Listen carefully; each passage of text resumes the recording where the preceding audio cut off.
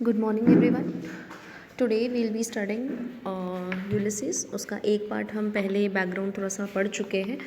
इस वाले पार्ट में हम इसके जो पूरी ये पोएम है उसके इम्पोर्टेंट पॉइंट्स डिस्कस करेंगे। भाई क्या क्या बैकग्राउंड है, पीछे एक कहानी है छोटी सी यूलिसिस के पीछे, तो वो पूरी स्टोरी क्या है इसके, और किस तरह से पोएम लिखी गई है, वो सारी चीज़ें। तो सबसे पहले बात करते हैं फॉर्म की, किस फॉर्म में ये कविता लिखी गई है। यूलिसिस जो है वो एक ड्रामेटिक मोनोलॉग है। ये एक पहले भी मैं आपको बता चुकी हूँ, ड्रामेटिक मोनोलॉग का मतलब होता है एक ही पर्सन जो है वो स्पीकर होता है, और वो पूरी पोयम जो है, ये पूरी कविता वो स्वयं ही बोलता है। जो कैरेक्टर होगा मेन हमारा, वो ही पूरी पोयम बोलेगा, पूरी कविता बोलेगा। और ये इनहेरेंट समझ में आता है कि हाँ भाई ऑडियंस है। ऑडियंस जो है वो कुछ नहीं बोलती है, सामने वाला जो बंदा है वो कुछ नहीं बोलेगा, उसका कोई डायलॉग नहीं है, कुछ एक भी एक्सप्रेशन नहीं है, लेकिन हाँ ये इनहेरेंट समझ में आता है कि हाँ वो है, वो उससे बात कर रहा है। ये टोटल ड्रामेटिक वे में बात होती है। मोनोलॉग का मतलब सिंगल आदमी स्पीक करता है, ठीक है, तो वो क्या हो गया, ड्रामेटिक मोनोलॉग। तो ये जो हमारा यूलिसिस है वो ड्रामेटिक मोनोलॉग है, और इसमें पूरी पोयम एक सिंगल कैरेक्टर के द्वारा बोली जाती है। और वो कैरेक्टर कौन है? यूलिसिस खुद, ठीक है। हमारा हीरो कौन है? यूलिसिस खुद। और जो पोएम है ये ब्लैंक वर्स में लिखी गई है। नो फिक्स राइम स्कीम या रिदमिंग पैटर्न, कुछ फिक्स नहीं है इसके अंदर, ब्लैंक वर्स में लिखी गई है। अब एक इम्पॉर्टेंट एस्पेक्ट इसका आता है कि देयर इज़ एंजैम्बमेंट, ENJAMBMENT, एंजैम्बमेंट का यूज़ किया गया है इस पोएम में। अब ये क्या होता है? एक ही लाइन में बात जो है वो ख़त्म नहीं हो, स्पीकर का विचार ख़त्म नहीं हो, और वो अगली लाइन तक जाता है, तो उसको हम क्या कहते हैं? इस पूरे प्रोसेस को एंजैम्बमेंट कहते हैं। जैसे आपने कई कविता देखी होगी, तो उसके अंदर क्या होता है कि एक ही लाइन में वो जो विचार है, थॉट है, बात है, वो ख़त्म हो गई। फिर नेक्स्ट लाइन में जब जाएंगे तो उसी विचार का कुछ अगला एस्पेक्ट या कोई और विचार वो सामने आएगा। लेकिन एंजैम्बमेंट में ऐसा क्या होता है कि बात खत्म नहीं होती है, वो दूसरी, तीसरी, चौथी लाइन तक भी जा सकती है, ठीक है। तो इस पोयम के अंदर एंजैम्बमेंट आपको मिलेगा। फिगर ऑफ स्पीच जो है इसका बहुत बहुतायत में प्रयोग किया गया है। और ये जो है एंजैम्बमेंट का प्रयोग करना क्या इस पोयम में सही है? तो हाँ, सही है। अब कैसे सही है? क्यों? क्योंकि एक ही कैरेक्टर जो है, हमारा स्पीकर जो है, वो अपनी बात बता रहा है, वो ही स्पीकिंग हिज थॉट्स। तो इंसान के विचार जो हैं वो एक लाइन में समाहित हो जाए, ये ज़रूरी नहीं होते हैं।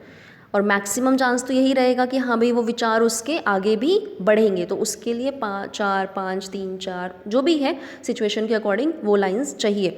तो हाँ, इसके अकॉर्डिंग ये एंजैम्बमेंट का प्रयोग करना इस कविता में एकदम ठीक है। अब नेक्स्ट पॉइंट पे बात करते हैं। तो अगला चीज़ ये है कि this poem is divided in 4 paragraphs, ठीक है, like sections and has distinct themes. अलग अलग थीम्स हैं इसके, वो आगे बात करेंगे क्या क्या थीम है। पोएम लिखी गई थी 1833 में, 1833 में, and revised for publication in 1842, ठीक है। टेनिसन की यूलिसिस जो है वो बेस्ड है। अब ये किस पे बेस्ड है? इसका बेस क्या है? टेनिसन ने क्या यूज़ करके अपनी यूलिसिस लिखी?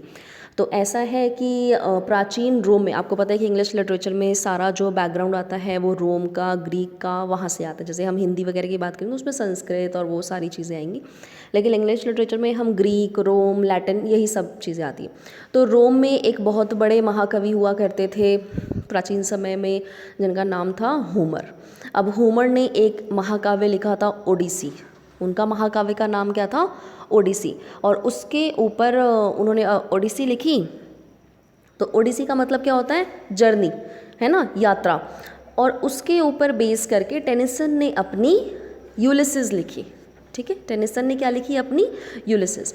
अब यहाँ पे एक छोटा सा अंतर है कि इसमें एक कहानी भी है और दोनों में थोड़ा सा अंतर भी है कि प्राचीन रोम के महान कवि होमर के ओडिसी नामक महाकाव्य पर टेनिसन का यूलिसिस जो है वो बेस्ड है। लेकिन अंतर क्या है दोनों में कि होमर का जो ओडिसी है, जो मेन कैरेक्टर है, जो हीरो है, वो घर जाना चाहता है। वो अपनी यात्रा करते करते थक गया है, तो वो घर जाना चाहता है।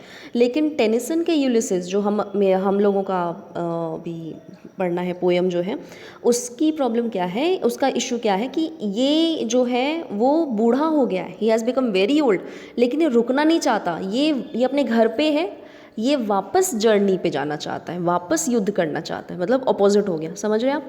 तो it is a proper opposition, in proper opposition to the Homer's epic Odyssey, Tennyson has written his poem Ulysses।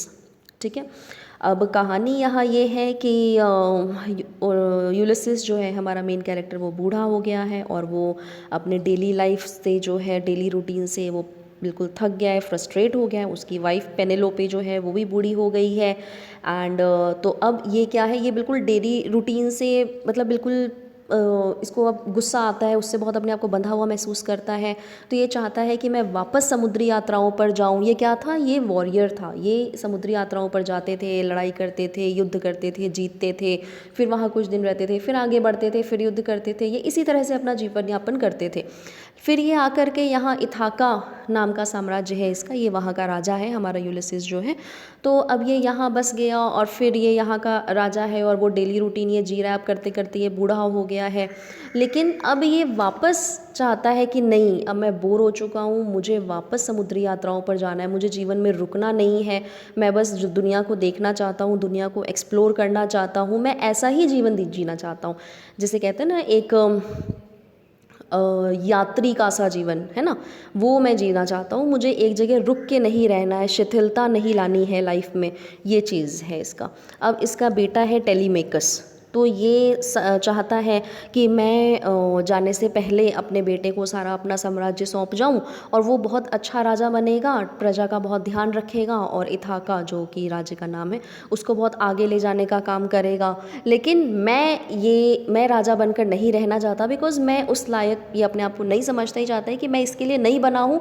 मैं तो भाई बस वॉन्डरर बनना चाहता हूँ, ट्रैवलर बनना चाहता हूँ। मैं बड़ी बड़ी, आपको पता उस वक्त लोग समुद्री यात्राएँ ही करते थे, तो समुद्री यात्राएँ करना चाहता हूँ और जगह जगह जाके जब अलग अलग जगह के जीवन को देखना चाहता हूँ, जीना चाहता हूँ, बस ये चाहता। तो ये इसका बैकग्राउंड है, ये इसका स्टोरी है। और यही यहाँ पर हल्का सा डिफरेंस है, ये बेस्ड तो ज़रूर होमर के एपिक पे है, लेकिन उसमें और इसमें दोनों में अंतर है जो मैं आपको पहले बता चुकी हूँ। अब कुछ और चीज़ें आएंगी कि ये जो पोएम है it also serves as an elegy, ये एक शोक गीत के रूप में भी लिखी गई है टेनिसन के द्वारा। टेनिसन का जो दोस्त है आर्थर हेनरी हेलम, वो मर गया है और वो उसके दुख में एक शोक गीत भी के रूप में भी आप इस पोएम को देख सकते हैं। और ये पोएम एक तरह से डिज़ायर है एक व्यक्ति की कि अपनी जो बाउंडेशन है उससे निकलना है ना, आगे बढ़ना, जीवन में हमेशा निरंतरता बनाए रखना, आगे बढ़ते रहना। तो और पोयम ये बिल्कुल अपोजिट है टेनिसन की ही एक और पोयम है लोटस ईटर्स, जिसमें वो क्या करता है कि जिसमें सेंट्रल, वो भी एक ड्रामेटिक मोनोलॉग है और सेंट्रल कैरेक्टर चाहता है कि मैं बस आराम करूँ, मैं सोता रहूँ, मैं खाता रहूँ, सोता रहूँ, मैं ऐसा ही जीवन जीना चाहता हूँ। टेनिसन के द्वारा ही रचित है वो कविता। लेकिन यूलिसिस जो है बिल्कुल अपोजिट है, किसका, लोटस ईटर्स का। तो दिस क्वेश्चन कैन बिकम कि भाई वो कौन से पोएम से अपोजिट है और दोनों में क्या अंतर है। तो I hope you all can answer this very well. और एक बात जो है कि थीम्स क्या क्या है इस पोएम के अंदर, तो ऐसे तो बहुत सारी थीम्स है, बट कुछ इंपॉर्टेंट मेजर थीम्स जो है वो जैसे आती है कि मोर्टैलिटी एंड एजिंग।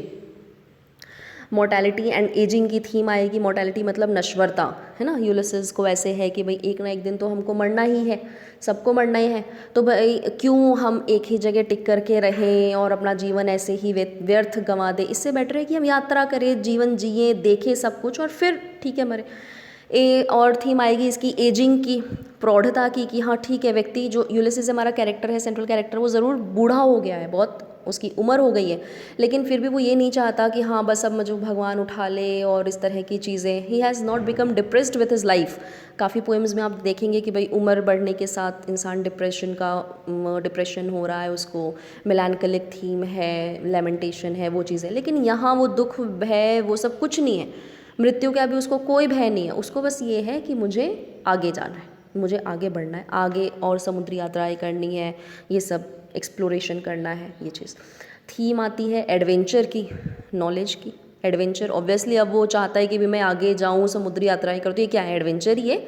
अपनी एज को साइड करते हुए वो ये चाहता है कि मैं एडवेंचर करूँ, नॉलेज गेन करूँ, ज़्यादा से ज़्यादा दुनिया को देखूँ, सीखूँ लोग कैसे रहते हैं, क्या रीति रिवाज है, क्या कल्चर है, क्या संस्कृति है, भाषा वेशभूषा सब, मतलब वो मैं सब सीखूँ देखूँ, उस तरह का। नेक्स्ट थीम इसकी आती है बहादुरी। ऑब्वियसली हीरोइज़म की थीम है कि जो कैरेक्टर है बे बूढ़ा हो गया, उसके बाद उसमें इतनी हिम्मत है, ही वांट्स कि भाई वॉरियरनेस जो है वो उसकी अभी भी जीवित है, he wants to sideline all his limits, है ना, overcoming every limit of his age, of his he want to just break the shackles of his age and just want to go and travel the world and explore the world and do fightings in traveling and everything. ठीक है, तो heroism की theme है। एक theme आती है motivation की theme है इसके अंदर कि ऑब्वियसली जब एक बूढ़ा व्यक्ति इस तरह की बातें कर रहा है तो जो जवान हैं उनके लिए बहुत मोटिवेशन का काम है। इसके पास बहुत सारे वहाँ पे नाविक और हैं, सेलर्स और हैं इसके, ये तो राजा होता है यूलिसिस, तो इसके और भी बहुत सारे नाविक हैं इसके पास, सेलर्स हैं, ट्रैवलर्स जो इसके साथ थे, युद्ध करते थे, वो भी बूढ़े हो चुके। तो ये ज़रूर हो सकता है कि उसमें उनमें से कुछ लोगों में डिप्रेशन आ गया हो, दुख आ गया हो अपनी उम्र को लेके कि हाँ हम पहले तो कैसा जीवन जीते थे, अब क्या कर रहे हैं। लेकिन यूलिसिस की बातें सुन के उनको भी, है ना, उत्तेजना आएगी, उनको भी जीवन जीने की ललक आएगी कि नहीं ऐसा कुछ नहीं है, जो भी जितना भी जीवन बचा है उसको आराम से जियो, उम्र की कोई बंदिशें नहीं होती हैं, कोई बाधा नहीं होती है ना, वो सारी चीज़ें। तो एक मोटिवेशन का बहुत इंपॉर्टेंट थीम है इसके अंदर। तो I hope you all have understood the important aspects of this poem. तो बाकी का हम पोएम नेक्स्ट सेक्शन में इसको पढ़ेंगे। Till then thank you and please re read all these things, और इसको आप नोट डाउन करिए बिकॉज ये बहुत इंपॉर्टेंट बातें, ये आपको और कहीं नहीं मिलेंगी।